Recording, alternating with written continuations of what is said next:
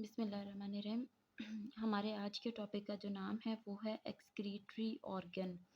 Excretory organ यानी कि ऐसा एक ऑर्गन जो कि ह्यूमंस के अंदर एक्सक्रीशन के पर्पस के लिए यूज़ किया जाता है। अब आपको पता है कि एक्सक्रीशन क्या होती है, कि बॉडी से जितने भी नाइट्रोजनियस वेस्ट बाहर रिमूव किए जाते हैं, जैसे कि अमोनिया हो गया, यूरिया हो गया, यूरिक एसिड हो गया, तो उन सारे नाइट्रोजनियस वेस्ट को जो बॉडी से बाहर करने वाले ऑर्गन्स होते हैं उनको हम कहते हैं एक्सक्रीटरी ऑर्गन। अगर हम लोग ह्यूमन बॉडी की बात करते हैं तो ह्यूमन बॉडी के अंदर जो है वो दो ऐसे ऑर्गन्स मौजूद हैं जिनको हम कहते हैं कि वो एक्सक्रीशन का रोल प्ले कर रहे होते हैं। उनमें सबसे पहले अगर हम बात करें तो हमारे पास मेजर ऑर्गन है जिसका नेम है लीवर, और सेकंड नंबर पे जो ऑर्गन आता है उसे हम कहते हैं किडनी। अब ह्यूमन बॉडी के अंदर लीवर जो है वो नाइट्रोजनियस वेस्ट को मोर टॉक्सिक फॉर्म से कन्वर्ट कर रहा होता है इनटू लेस टॉक्सिक फॉर्म, और जो किडनी होता है वो उन लेस टॉक्सिक फॉर्म को रिमूव कर रहा होता है from the whole body to the outside environment. इस प्रोसेस के अंदर, जिसके अंदर हमारे एक्सक्रीटरी ऑर्गन जो हैं वो रोल प्ले कर रहे होते हैं नाइट्रोजनियस वेस्ट को रिमूव करने का, इस प्रोसेस को हम कहते हैं एक्सक्रीशन। अब लीवर जो है, लीवर किस तरह से रोल प्ले करता है एक्सक्रीशन के दौरान, तो सबसे पहले अगर हम लीवर के फंक्शन देखें तो लीवर का जो बेसिक फंक्शन होता है इसको हम कहते हैं कि ये सेंट्रल मेटाबॉलिक हाउस है। अब सेंट्रल मेटाबॉलिक हाउस का मतलब क्या है कि इसके अंदर ये एक ऐसा सेंटर है जिसके अंदर जो है वो मेटाबॉलिज्म का काम हो रहा होता है। यानी कि फॉर एग्जांपल अगर हम बात करें प्रोटीन्स के जो एक्स्ट्रा हम कहते हैं कि ब्रेक डाउन की, तो वो सारा का सारा ब्रेक डाउन जो होता है वो लीवर के अंदर परफॉर्म हो रहा होता है, नंबर 1 पे। नंबर 2 पे अगर हम बात करते हैं रेड ब्लड सेल्स की, आरबीसी की, तो इनका जो ब्रेकडाउन होती है वो भी किसके अंदर आके हो रही होती है, इनटू द लीवर। उसके बाद हम कहते हैं कि अगर फॉर एग्जांपल इसके अंदर माइटोकॉन्ड्रिया मौजूद हैं तो इट मीन्स कि इसके अंदर सेलुलर रेस्पायरेशन भी होगी, और सेलुलर रेस्पायरेशन के दौरान जो हमारे पास वेस्ट प्रोडक्ट्स होती हैं जैसे कि for example carbon dioxide and water, या फिर अगर माइटोकॉन्ड्रिया तो जाहिर है एनर्जी भी बन रही होती है, लेकिन एनर्जी क्योंकि यूज़ हो जाती है मेटाबॉलिक प्रोसेसेस के दौरान, तो जो वेस्ट प्रोडक्ट होगी वो क्या होगी, carbon dioxide and water.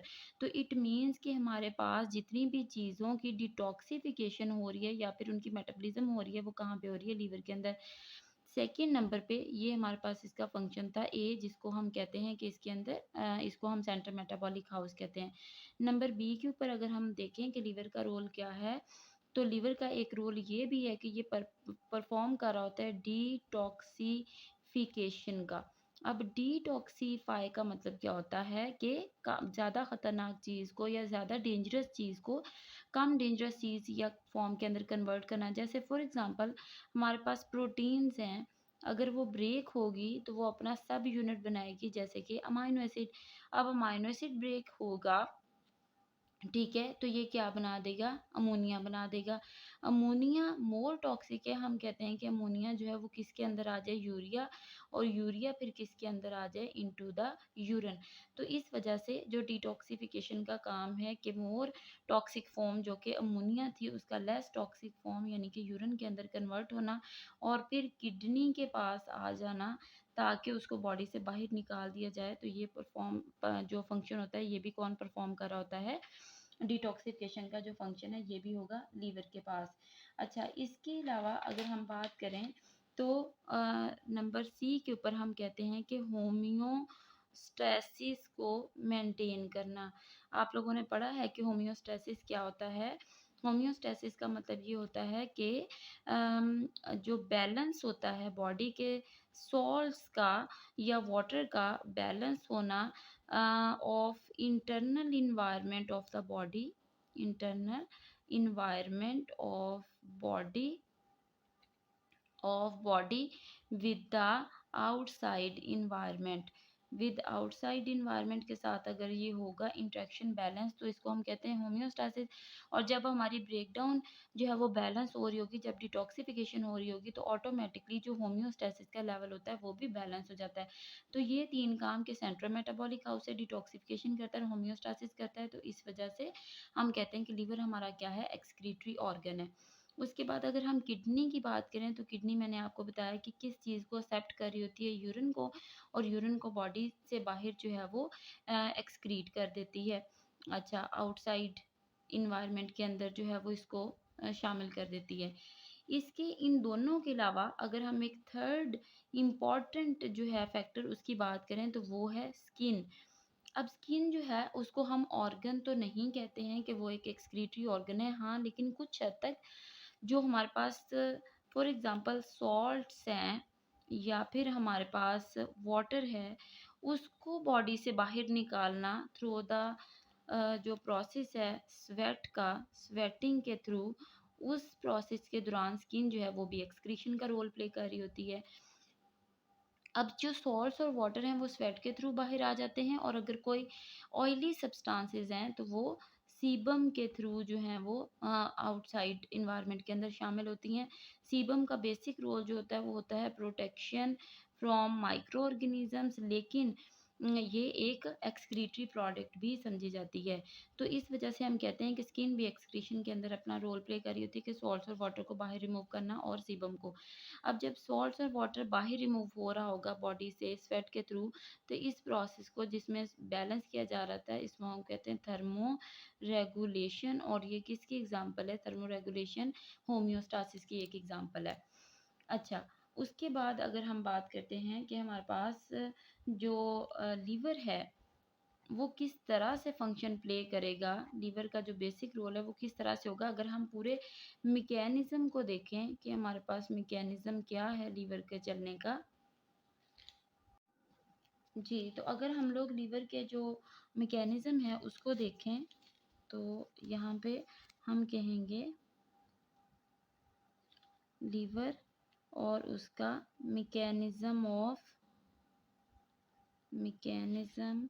Of excretion, कि लीवर जो है वो किस तरह से एक्सक्रीशन कर रहा है। सबसे पहले अगर हम बात करें लीवर के जो है एक्सक्रीटरी रोल की, तो उसके अंदर हमारे पास जो बेसिक प्रोडक्ट आती है जिसने कैटाबोलाइज होना है या जिसने बॉडी से बाहर रिमूव होना है, वो है एक्सेसिव प्रोटीन्स। आपको पता है कि हमारी बॉडी के अंदर बहुत सारी प्रोटीन्स बनती हैं, कुछ ऐसी प्रोटीन्स होती हैं जो यूज़ हो जाती हैं, और सम ऐसी प्रोटीन्स होती हैं जो कि इस्तेमाल में नहीं आती हैं, या हम उनको एक्सेसिव प्रोटीन्स कहते हैं। उन प्रोटीन्स ने क्या करना है, उन प्रोटीन्स ने लोकेट होना है कहाँ पे? Inside the liver.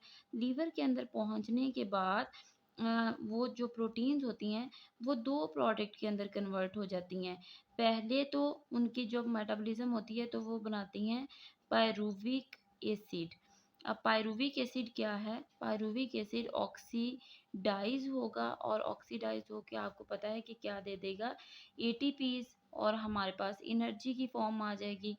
और अगर वो प्रोटीन्स जो हैं मेटाबोलाइज़ नहीं होती पायरूविक एसिड में, तो देन वो कन्वर्ट किसके अंदर हो जाएंगी? Into the ammonia. और अमोनिया बहुत ज़्यादा टॉक्सिक फॉर्म होती है, हमारी बॉडी इसको रिटेन नहीं कर सकती, बॉडी इसको बाहर निकालने की कोशिश करेगी, तो अब वो अमोनिया को कन्वर्ट कर देगी इनटू द यूरिया, और फिर हम इसको यूरिन के थ्रू, किडनीज के थ्रू जो है यूरिन की फॉर्म में बॉडी से बाहर रिमूव कर देंगे। इस होल प्रोसेस के लिए जो है वो एक साइकिल यूज़ किया जाता है जिसको हम कहते हैं यूरिया साइकिल, यानी कि formation of urine by the breakdown of proteins is known as urea cycle के ज़रिए से ये यूरिन फॉर्मेशन या यूरिया फॉर्मेशन हो रही होती है। अब होगा क्या? सबसे पहले अगर हम यूरिया साइकिल की डिस्कवरी की बात करें, तो इसके 2 नेम हैं। हम इसको जो है इसको सबसे पहले हैंस क्रैब, एक क्रैब जो हैं साइंटिस्ट थे हैंस क्रैब, जिन्होंने इसको सबसे पहले डिस्कवर किया था। यूरिया साइकिल को हम जो है वो एक और नेम भी देते हैं जिसका नेम है हैंस हैंसलेट्स साइकिल। ठीक है, हम इसको क्या कहते हैं कि क्रैब हैंसले साइकिल, और ये साइंटिस्ट के नेम पे हमने इसको दिया है। स्पेलिंग आप लोग देख लीजिएगा, अगर कोई इसके अंदर मिस्टेक हो तो वो आप लोग जो है वो चेक कर सकते हैं। अच्छा, अब हैंस क्रैब ने हमें क्या बताया? हैंस क्रैब ने ये बताया कि हमारे पास जो है वो यूरिया फॉर्मेशन हो रही होती है with the help of urea cycle. अगर हम बात करें यूरिया साइकिल की बिगनिंग की, तो हम एक इक्वेशन यूज़ करते हैं और उस इक्वेशन में हम कहते हैं कि हमारे पास अमोनिया, जो कि bye the breakdown of amino acid बना था प्रोडक्ट, पहला नाइट्रोजनस प्रोडक्ट वो यूज़ होता है। इसके साथ हमारे पास बाइकार्बोनेट आयंस यूज़ होंगे और साथ में हमारे पास एटीपीज यूज़ होंगे। अब होगा क्या, एटीपीज के नंबर जो हैं टोटल हमारे पास 3 कंज्यूम हो रहे होते हैं, लेकिन मैं यहाँ पे 2 मेंशन करूँगी स्टार्ट में, क्योंकि फर्स्ट स्टेप के अंदर जो है वो 2 ही आ रहे होते हैं। तो अब पहले स्टेप के अंदर क्या होगा कि यहाँ से फॉर एग्जांपल पहले हम लास्ट प्रोडक्ट को देख लेते हैं जो कि एनर्जी है।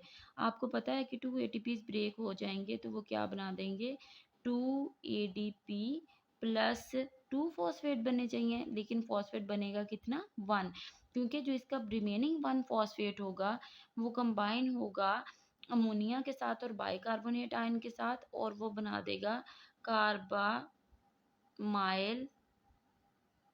फॉस्फेट।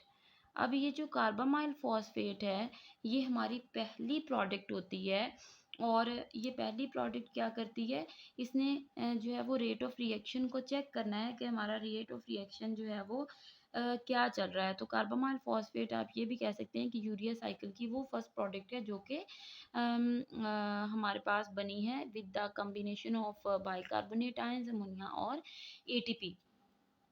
अच्छा, इसकी लोकेशन क्या होती है, यूरिया साइकिल जो है ये 2 जगह के ऊपर कंप्लीट हो रहा होता है। सबसे पहले अगर हम बात करें लीवर के अंदर यूरिया साइकिल कहाँ पे होगा, तो इसकी 2 लोकेशंस होंगी। एक इसकी लोकेशन होती है इनसाइड द माइटोकॉन्ड्रिया, और जो दूसरी लोकेशन होती है वो होती है साइटोप्लाज्म के अंदर। सेल के साइटोप्लाज्म में भी एक पोर्शन इसका कंप्लीट होगा और एक पोर्शन इसका कंप्लीट होगा इनटू द माइटोकॉन्ड्रिया। अब आते हैं साइकिल की तरफ।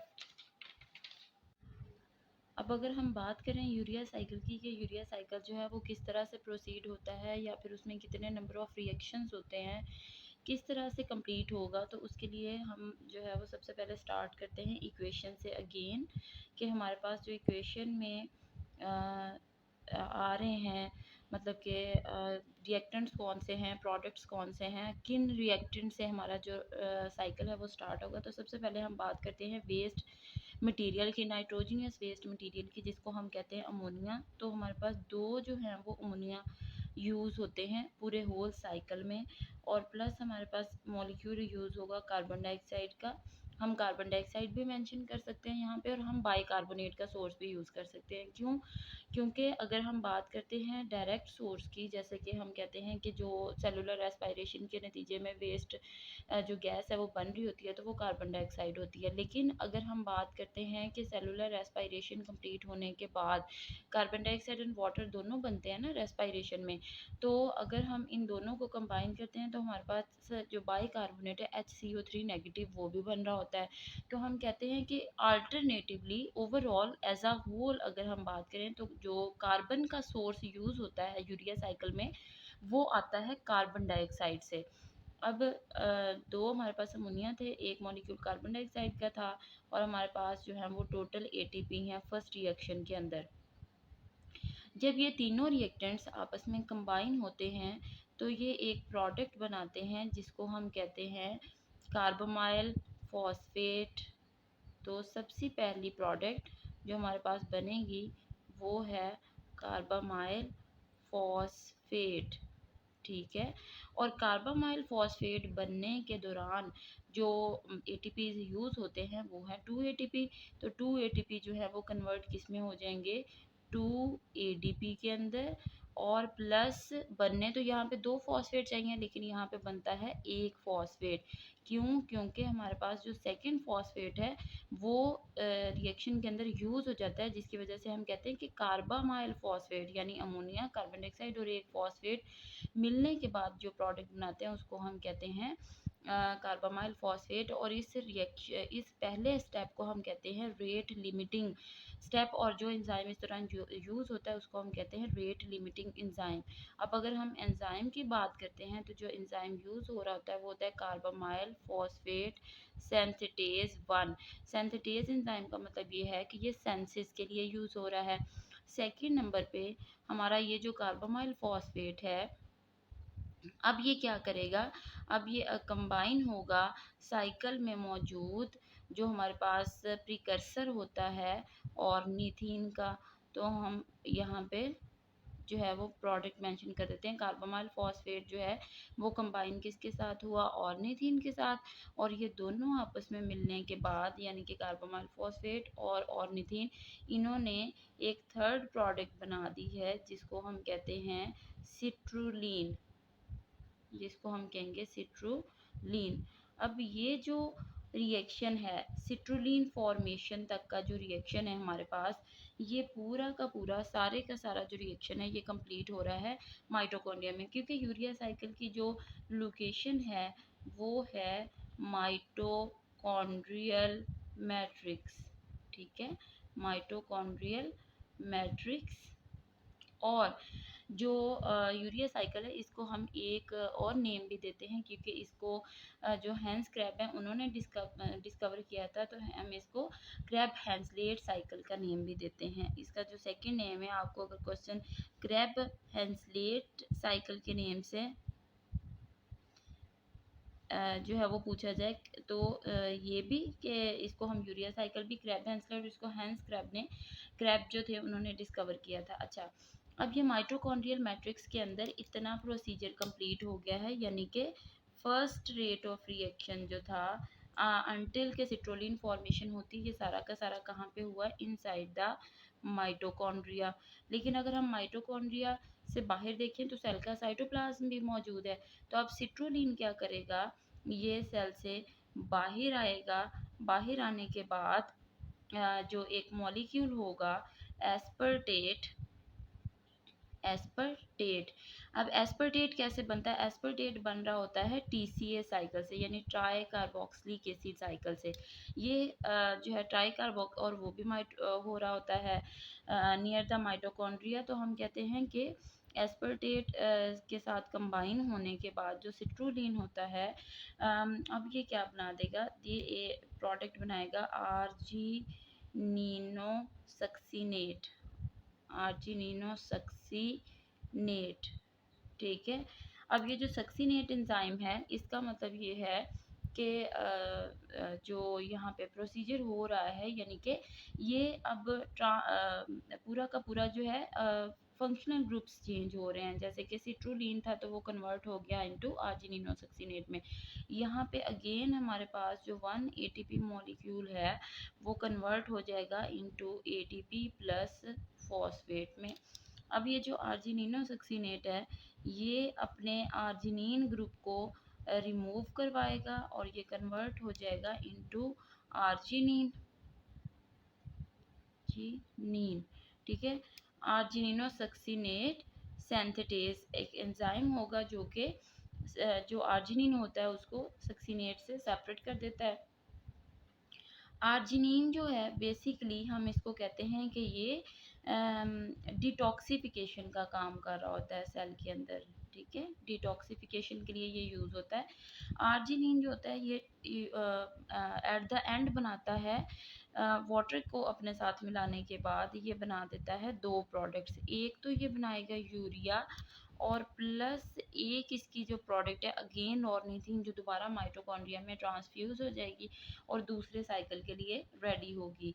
तो ये जो यूरिया है यहाँ से ये ट्रांसफ़र कर दिया जाता है इनटू द किडनी, और किडनी में जाने के बाद ये फिर अगेन जो है वो वेस्ट मटेरियल की फॉर्म में रिमूव हो जाता है। तो दो प्रोसेसेस हैं, ये वाला इतना प्रोसेस जो है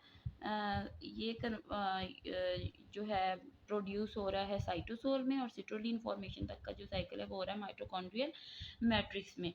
तो यहाँ पे आर्जिनेज एंजाइम यूज़ होगा जो कि आर्जिनेज।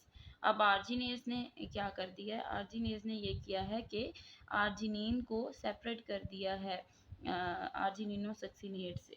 ठीक है। तो ये होल प्रोसेस है यूरिया साइकिल का, जिसको हम कहते हैं कि वेस्ट मटेरियल के बनने के दौरान जो है वो जो प्रोसीड हो रहा होता है। तो इस तरह अगर हम टोटल अब एटीपीज काउंट करें तो 2 एटीपीज हमारे पास यहाँ पे बने थे और 1 एटीपी जो है यहाँ पे यूज़ हुआ है। लेकिन जो हमारे पास टोटल कंजम्पशन हम बात करेंगे, तो टोटल अगर हम बात करें तो हमारे पास 3 एटीपीज यूज़ हो रहे होते हैं। और ये भी कहा जाता है कि जो आर्जिनिन हमारे पास बना है ये इज इक्वल टू होता है 2 एटीपीज के। तो हम कहते हैं कि 2 + 2 = 4। बट ओवरऑल अगर हम साइकिल में यूज़ जिनको हम काउंट कर सकते हैं तो 2 एटीपीज हमारे वहाँ पे और 1 एटीपी हमने यहाँ पे यूज़ किया है। Thank you so much.